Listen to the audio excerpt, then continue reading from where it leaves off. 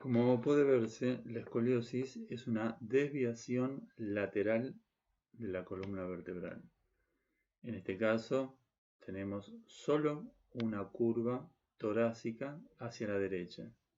Siempre la denominación se hace observando a la persona desde atrás y hay que tener en cuenta que esta inclinación lateral, que es definida la escoliosis, no solo es una desviación lateral, sino que la vértebra rota en el plano. Por ejemplo, tomando centro de rotación en el cuerpo vertebral, vemos que a la persona, cuando le decimos que se inclina hacia adelante con las rodillas extendidas, tratando de llegar a la punta de los pies, vemos que justamente en el sector donde está la desviación lateral queda más alto. En este caso es una curva dorsal derecha, queda más alto justamente del lado derecho, porque la vértebra está rotada en sentido antihorario. Y esto hace que la apófisis transversa empuje a la costilla hacia abajo y la del lado derecho sea empujada hacia arriba. Esto se conoce como maniobra de Adams, en la cual es la única forma clínica de poder decir que la columna está con escoliosis y con una desviación lateral. Aquí podemos ver, definiendo los elementos, la apófisis espinosa, que va a estar desviada hacia la concavidad. Por ejemplo, en esta imagen vemos que la apófisis espinosa está desviada hacia la izquierda, porque es una curva torácica derecha. A veces lo que suele suceder como perjuicio, cuando las curvas son muy inclinadas, es el agujero vertebral, que a veces se suele estrechar hacia el lado de la concavidad.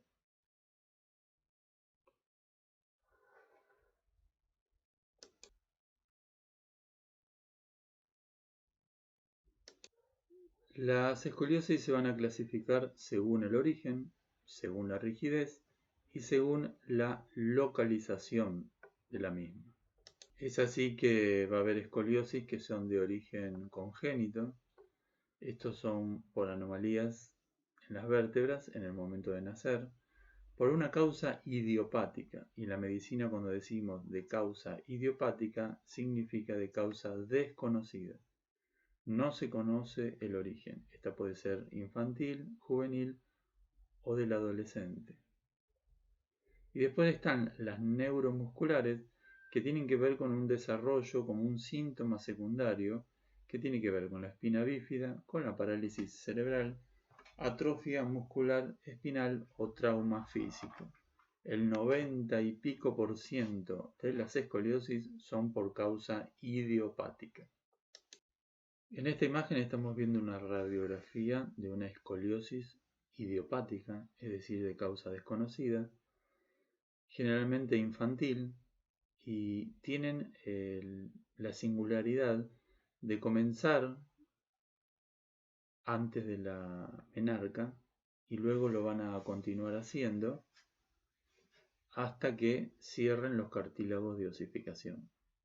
Es un momento muy importante para observar a los niños cuando están pegando o cuando tienen el desarrollo, porque es cuando más se puede llegar a agravar la escoliosis si comenzaron a edades tempranas a hacerlo.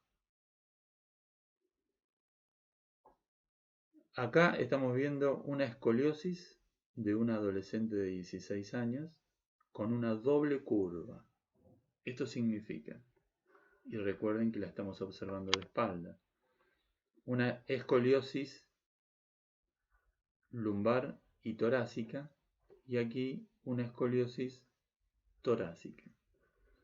Esta curva inferior es hacia la izquierda y esta es a la derecha. Se suele denominar una curva tóracolumbar siniestra porque es hacia la izquierda y una curva torácica diestra. El traumatólogo mide los ángulos. En este caso, esta curva torácica es de 57 grados, desde la torácica número 11 hasta la cervical número 5. Y aquí tenemos la curva lumbar con 52 grados. Para saber cuánto le queda por crecer a la escoliosis, mejor dicho, a los huesos, es importante ver el signo que se conoce signo de Risser, en el cual se ven los núcleos de osificación de la cresta ilíaca, porque cuando somos niños, los núcleos de osificación se ven negros y a medida que empieza a osificarse, se van poniendo blancos y se cierra el cartílago de conjunción, el cartílago de crecimiento, se va a ver una línea completa blanca y eso quiere decir que ya el hueso no va a crecer y que la escoliosis va a quedar estabilizada. Según cómo se localice la escoliosis, se la va a poder clasificar en dorsal derecha, dorsal izquierda, las simples, es decir, solo un segmento hacia un lateral, esto puede ser con la letra C o la C invertida, o dobles, que ya va a ser como una letra S o una letra S invertida. Su clasificación según el criterio de los ángulos, como lo habíamos visto antes, hasta 30 grados se las considera leves, después pueden ser moderadas entre 30 y 50 grados y ya son escoliosis graves cuando superan los 50 grados. Anteriormente a este número, a los 50 grados, está indicado el tratamiento kinésico y el corsé. Según la rigidez, las podemos clasificar en escoliosis funcionales o estructurales. ¿Qué se denomina como escoliosis funcional? Y aquellas escoliosis donde en realidad no hay escoliosis. ¿Qué quiere decir? No hay desviación lateral de la columna, no hay rotación de los cuerpos vertebrales.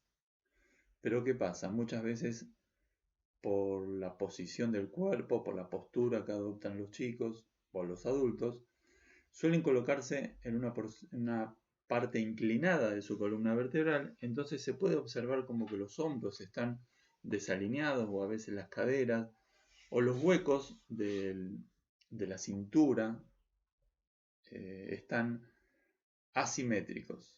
Pero esta escoliosis, que se denomina escoliosis funcional, cuando le hacemos la prueba y el test de Adams, desaparece. No hay rotación, no hay giba, no hay inclinación lateral de la columna. En cambio, las otras se denominan escoliosis estructurales y son sí las que están con signos de inclinación lateral de los cuerpos vertebrales y rotación de los mismos. Y se produce la giba donde están rotados los cuerpos vertebrales. Acá en esta gráfica tenemos la incidencia de la escoliosis, son mucho más frecuentes en las mujeres que en los hombres. Y mucha población tiene escoliosis, pero las curvas son por lo general menores a los 10 grados y entre el 2 y el 3% de los niños, y curvas a mayores de 40 grados solo el 1%. En nuestras clases de educación física estoy seguro que vamos a tener niños con escoliosis. Y esta situación es importante porque nosotros como profesores de educación física podemos evaluar, y esta postura que vamos a adoptar ahora para ver si tiene o no tiene escoliosis, muchas veces las adquirimos en las clases de educación física y un ojo con buena observación puede llegar a detectar una escoliosis donde haya población que posiblemente no van al médico hace años, los padres tampoco. Cuando uno empieza a crecer, los chicos empiezan a tener mayor independencia de su cuerpo y no se observan y no se dejan observar desnudos ni por la propia familia.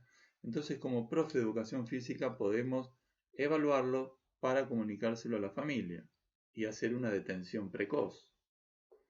Entonces podemos adoptar esta postura que se conoce con el nombre de maniobra de Adams.